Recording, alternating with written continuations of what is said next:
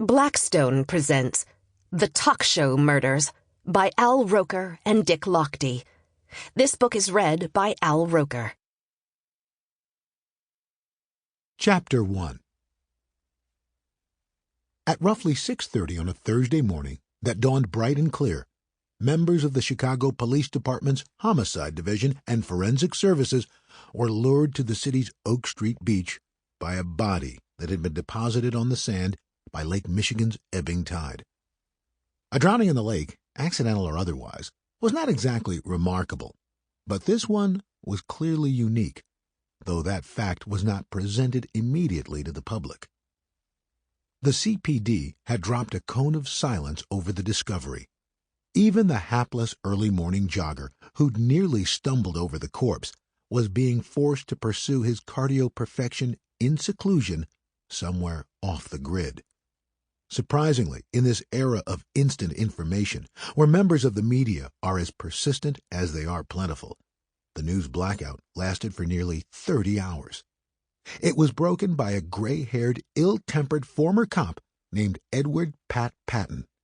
Since his retirement, Patton had begun a second career with a blog, Windy City Blowdown, devoted primarily to outspoken and often outrageous political critiques, right-wing rants, and, adding a much-needed patina of credibility to his efforts, an ex-lawman's insider take on the city's criminal activity.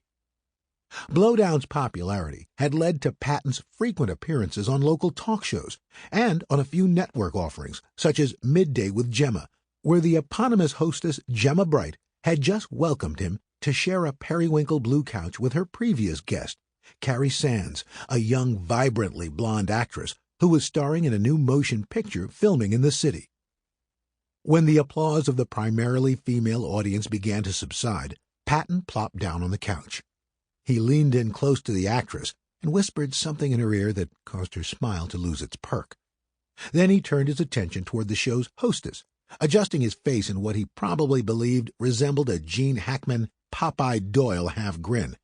"Okay, Gemma, I'm here," he said in his familiar gruff voice. "So what do you want to talk about today?" "Oh, I think you know, Pat." Gemma Bright's Australian accent was elaborate, slightly nasal, and made more distinctive by her odd habit of emphasizing words and syllables in a seemingly random fashion.